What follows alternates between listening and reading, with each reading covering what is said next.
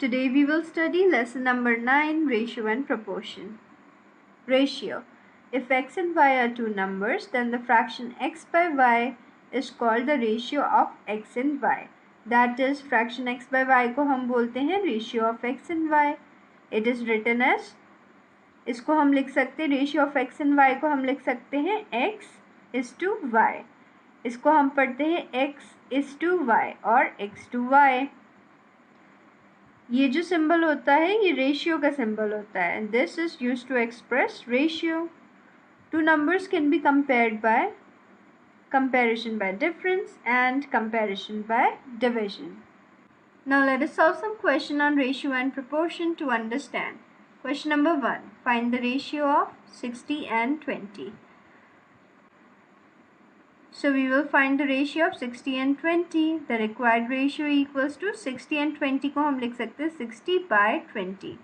तो हम लिखेंगे 60 by 20. फ्रैक्शन में लिखेंगे 21 are 20, 23 are 60. तो इसको हम लिख सकते हैं 3 by 1. 3 by 1 को हम फ्रैक्शन को रेशियो में कैसे लिखते हैं? इस बार की जगह हम रेशियो का सिंबल लगा देते हैं. So we write 3:1. इसको हम रेशियो का सिंबल बोलते हैं. इसको हम इस टू पढ़ते हैं या फिर 2 पढ़ सकते हैं. सो वी राइट 3:1 और 3:1. Let us solve one more. 5 metre to 200 centimetre. So the required ratio is, अब 5 मीटर में दिया है तो हम इसको भी सेंटीमीटर में कन्वर्ट कर लेंगे जिससे हम इजीली इसे सिंप्लीफाई कर सके. तो मीटर को सेंटीमीटर में कन्वर्ट करने के लिए हम क्या करते हैं? हम 100 से मल्टीप्लाई करते हैं. तो 5 मीटर को हम सेंटीमीटर में लिख सकते हैं 500 सेंटीमीटर. 200 सेंटीमीटर में, तो 200 को हम सेंटीमीटर में लिखेंगे. 500 सेंटीमीटर अपॉन 200 सेंटीमीटर. अब 0 से 0 कैंसिल, तो हम इसे लिख सकते हैं 5/2. तो इसको हम रेशियो में लिख सकते हैं 5:2. लेट अस सॉल्व वन मोर. 125 पैसे टू 2 रुपीज़. अब हम इसे रेशियो में लिखेंगे. अब इसको रेशियो में हम कैसे लिखेंगे? ये पैसे में गिवन है, ये रुपीज़ में गिवन है, तो सबसे पहले हम इसको भी पैसे में कन्वर्ट कर लेंगे. तो रुपीज़ को पैसे में कन्वर्ट करने के लिए हम क्या करते हैं? हम 100 से मल्टीप्लाई करते हैं.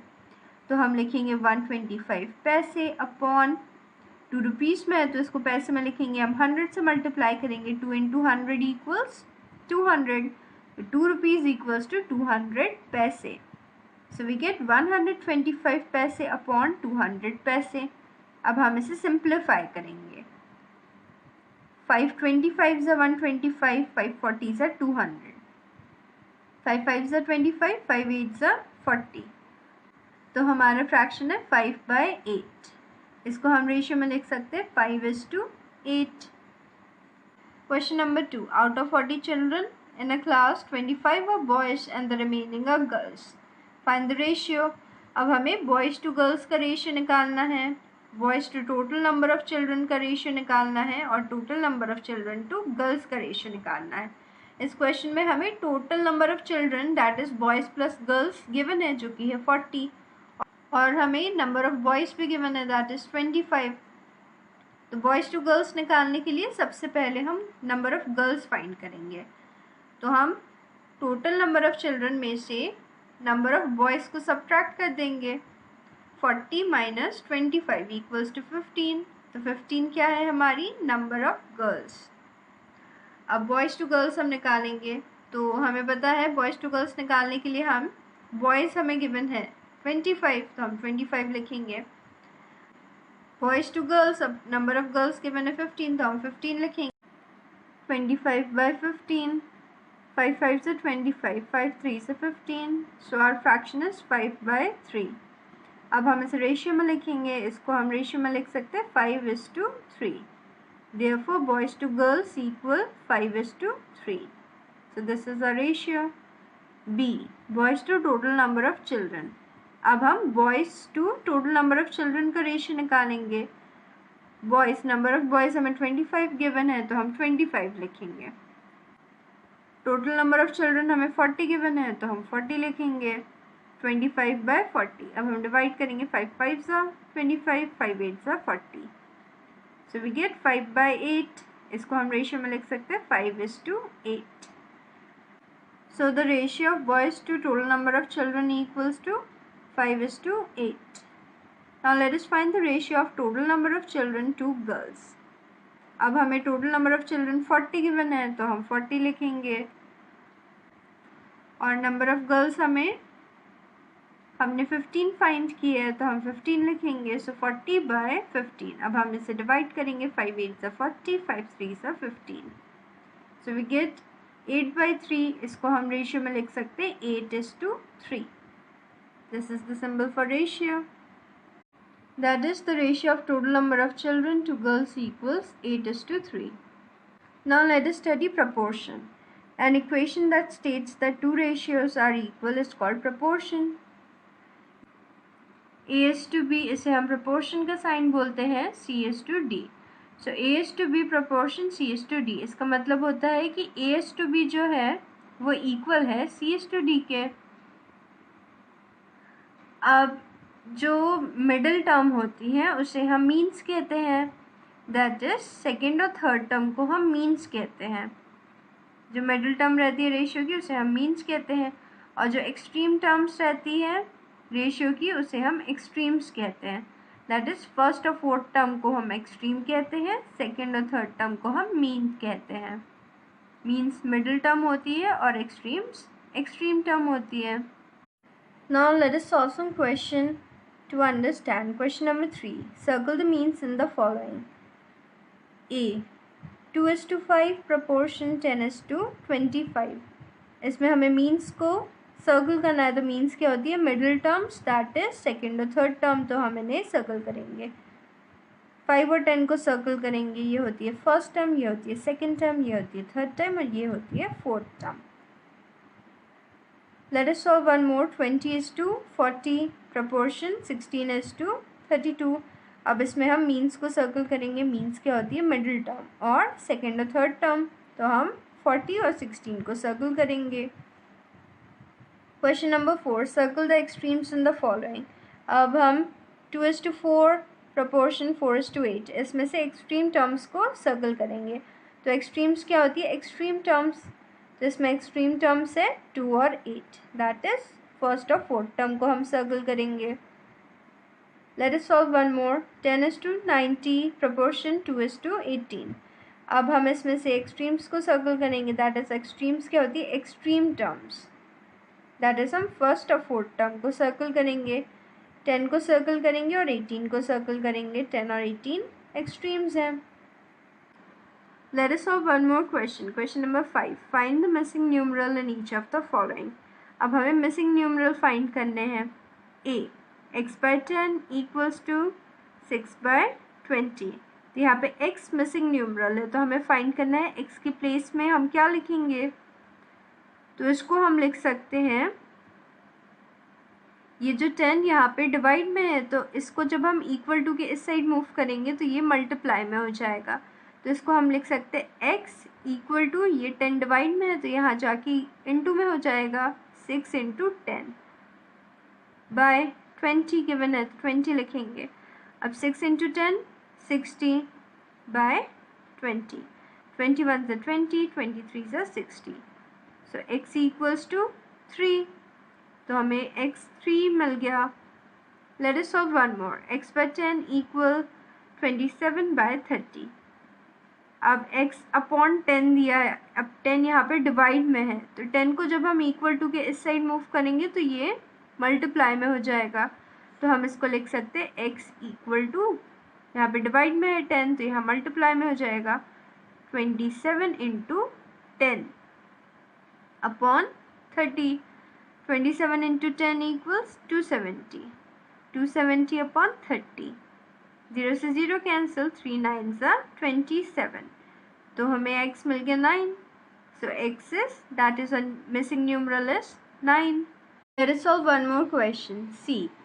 6:8 proportion 24:y.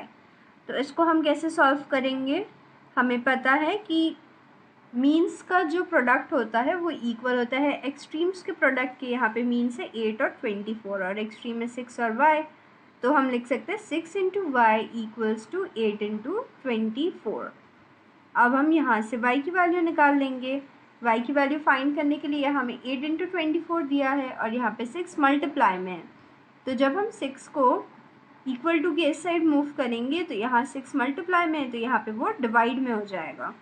तो हम y इक्वल्स टू लिख सकते हैं 8 × 24 बाय 6। 8 × 24 equals 192 bye 6। अब हम 6 को 192 को 6 से डिवाइड करेंगे, 6 32 are 192, so y equals to 32. So our answer is 32. So our missing numeral is 32. Let us solve one more question. Question number 6. Which of the following proportions are equivalent? अब हमें find करना है कि इनमें से कौन से proportions equivalent है, that is equal है। तो ये फाइंड करने के लिए हम क्या करते हैं, let us solve. A 1:2 proportion 5:10। अब यहाँ पे हम फाइंड करेंगे ये वाला रेशियो ये इस वाले रेशियो की इक्वल है या नहीं। ये प्रपोर्शन का साइन है, ये बताते हैं कि दो रेशियो इक्वल है। तो अब हम फाइंड करेंगे 1:2। 1:2 को हम लिख सकते हैं 1/2। अब इसको हम लोएस्ट टर्म में लिखेंगे, ये लोएस्ट टर्म में गिवन है, इसको हम और डिवाइड नहीं कर सकते, तो इसका 1:2 को हम लिख सकते हैं 1/2। 5:10 को हम लिख सकते हैं 5/10। अब ये 5 से डिवाइड हो जाएगा और 10 भी 5 से डिवाइड हो जाएगा, तो हम करेंगे 5 को 5 से डिवाइड करेंगे और 10 को 5 से डिवाइड करेंगे। दैट इज़ हम 5/10 को ऊपर नीचे 5 से डिवाइड करेंगे। 5 divided by 5 equals 1, 10 divided by 5 equals 2। तो हमें 1/2 मिल गया, ये लोएस्ट टर्म में, अब ये और डिवाइड नहीं हो सकता।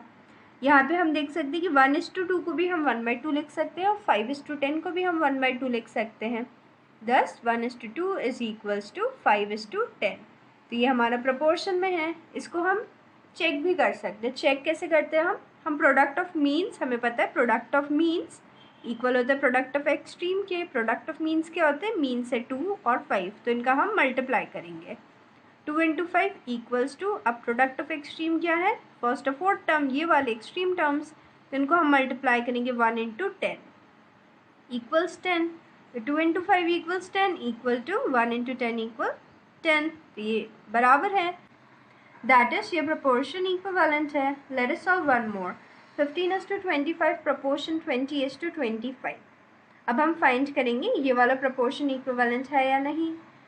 फाइंड करने के लिए प्रोपोर्शन इक्विवेलेंट मीन्स होता है ये वाला रेशियो इस वाले रेशियो की इक्वल हो। तो सबसे पहले हम इसे लोएस्ट टर्म में लिखेंगे इन दोनों को। 15:25 को हम लिख सकते हैं 15/25। 15 5 से डिवाइड हो सकता है, 25 भी 5 से डिवाइड हो सकता है, तो हम इसे ऊपर नीचे 5 से डिवाइड करेंगे। 15 divided by 5 upon 25 divided by 5। 15 divided by 5 equals 3, 25 divided by 5 equals 5। 3/5 जो फ्रैक्शन है ये लोएस्ट टर्म में गिवन है, अब इसको हम और डिवाइड नहीं कर सकते, तो हम इसे 3/5 लिखेंगे। अब हम 20:25 को लोएस्ट टर्म में लिखेंगे। 20 और 25, 20:25 को हम लिख सकते हैं 20/25। अब 20 और 25 दोनों 5 से डिवाइड हो सकते हैं, तो हम इन्हें ऊपर नीचे 5 से डिवाइड करेंगे। 20 divided by 5 equals 4, 25 divided by 5 equals 5। अब हमें 4/5 मिल गया। अब ये दोनों और फर्दर डिवाइड नहीं हो सकते, तो ये हमारा लोएस्ट टर्म में आ गया। अब यहाँ पे 3/5 मिला हमें और यहाँ पे हमें 4/5 मिला। 3/5 और 4/5 इक्वल नहीं है, thus 15:25 is not equivalent to 20:25। That is ये प्रपोर्शन हमारे इक्विवेलेंट नहीं है। Let us solve one more question. Question number 7. The ratio of length and breadth of a carpet is 5:4. If its breadth is 20 meter, find the length. तो यहाँ पे हमें ratio दिया है लेंथ और ब्रेथ का। कारपेट की लेंथ और ब्रेथ का रेशियो हमें 5:4 गिवन है। अगर हमें उसके ब्रेथ की वैल्यू गिवन है 20 मीटर, तो हमें लेंथ फाइंड करना है। अब हम लेंथ कैसे फाइंड करेंगे, let the length be x। हम सपोज करेंगे कि लेंथ x है, तो अब हमारा रेशियो हो जाएगा लेंथ और ब्रेथ का x:20। यहाँ पे हमें ब्रेथ गिवन थी 20 और लेंथ हमने ले ली है x, तो ये यहाँ पे x है x:20, तो ये हमारा रेशियो हो गया। पर हमें गिवन है कि लेंथ और ब्रेथ का रेशियो 5:4 है, हमें ये वाला रेशियो गिवन है। तो इसका मतलब क्या हुआ, इसका मतलब हुआ कि 5:4 रेशियो और x:20 प्रपोर्शन में है, दैट इज 5:4 इक्वल है x:20 के। तो इसको हम लिख सकते हैं 5:4 इक्वल टू x:20। ये इक्वल टू का साइन होता है या फिर प्रपोर्शन का साइन होता है। इसका मतलब होता है कि दो रेशियो इक्वल है। We have learn the product of means is equal to product of extreme, that is 4 into x equal है 5 इंटू 20 के। यहाँ पे 4 और x मीन्स है तो इनका प्रोडक्ट इक्वल है 5 इंटू 20 के। 5 और 20 एक्सट्रीम है तो इनके प्रोडक्ट के इक्वल है। तो हम इसको लिख सकते हैं 4 into x equal to 5 into 20। अब हमें x की वैल्यू निकालनी है, यहाँ पे 4 मल्टीप्लाई में है तो हम इसको जब इक्वल टू के इस साइड मूव करेंगे तो ये डिवाइड में हो जाएगा। तो हम लिख सकते हैं x equal to 5 into 20 by 4। 5 into 20 100 by 4। अब जब हम 100 को 4 से डिवाइड करेंगे हमें 25 मिल जाएगा। देयरफॉर x की वैल्यू हमारी 25 आ गई। x क्या था, x हमने लेंथ लिया था, हमने लेंथ को x सपोज किया था। Therefore the length of carpet is equals to 25 metre. तो हमें लेंथ मिल गई कारपेट की 25 मीटर।